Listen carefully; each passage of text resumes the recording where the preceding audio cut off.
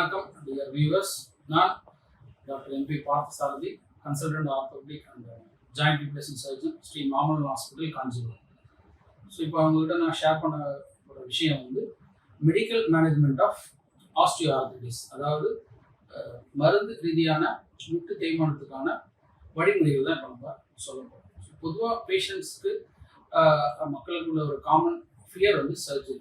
So எந்த ஒரு முட்டி தேய்மானத்துக்கும் ஒரு கடைசி ரிசார்ட் அது வந்து மூட்டு மாற்று அறுவை செய்யணும். இப்போ ஆல்மோஸ்ட் எல்லா பேஷண்ட்ஸ்க்கும் அவேர்னஸ் நல்லாவே இருக்குது. ஸோ இப்போ நம்ம இந்த காணொலியில் பார்க்க போகிறது மெடிக்கலாக சர்ஜரி இல்லாமல் இருக்க பேஷண்ட்ஸ், வேண்டான்ற பேஷண்ட்ஸ்க்கான ஒரு நியூ வலி நிவாரண ஸ்ட்ராட்டஜிஸ்ன்னு சொல்லலாம். ஸோ பொதுவாக பேஷண்ட்ஸு நம்பர் ஆஃப் டேப்லெட்ஸ் எடுக்கிறாங்க ஃபார் வேரியஸ் டிசீசஸ். அவங்களுக்கு சுகர் இருக்கலாம், ப்ரெஷர், மற்ற தொந்தரவு, இருதய கோளாறுகள். ஸோ இதுக்கான மாத்திரை அளவு வந்து ரொம்பவே அதிகப்படியாக இருக்கும். ஸோ இப்போ ஆஸ் அ ஒரு ஆர்த்தோபெடிக் சர்ஜனாக எனக்கு இருக்கிற டிஃபிகல்ட்டி வந்து திருப்பி நானும் மருந்து டேப்லெட்ஸ் கொடுக்கும்போது அவங்க ரொம்ப அஃபண்ட் ஆகிறாங்க. ஸோ அந்த ஒரு ரீசன்ஸ்க்காக இந்த ஒரு வீடியோவை இப்போ நான் சரி பண்ணலாம் அப்படின்னு ஒரு ஐடியாவில் நம்ம சொல்லுவோம்.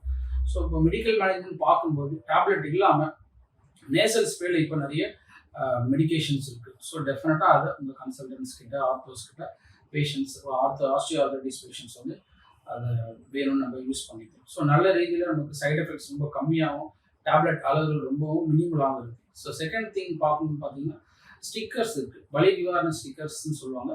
நம்ம தோல்லையே ஒட்டிட்டோம்னா ஒரு நாளோ இல்லை 7 டேஸ்க்கான ஃபங்க்ஷன் பண்ணுற மாதிரியான வலி நிவாரண ஸ்டிக்கர்ஸ்ன்னு சொல்லலாம், பிளாஸ்ட்ன்னு சொல்லுவாங்க.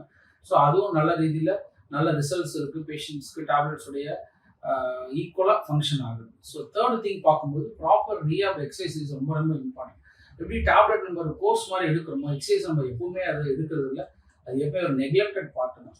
ஸோ ஐம் ரிக்வஸ்டாக நீங்கள் எடுத்துகிட்டு ஒரு ப்ராப்பர் ரீஹாப், நீயாக இருக்கட்டும், ஹிப்பாக இருக்கட்டும், எந்த இடத்துல நமக்கு வலி இருந்தாலும் எக்ஸசைஸ் தெரப்பி ரொம்ப ரொம்ப எசென்ஷியல். ஸோ அதை ரெகுலராக பண்ணும்போது தேய்மானங்கள் ஆரம்ப கடந்து இருக்கிறது நல்ல ரிசல்ட்ஸ் கொடுக்க முடியும்.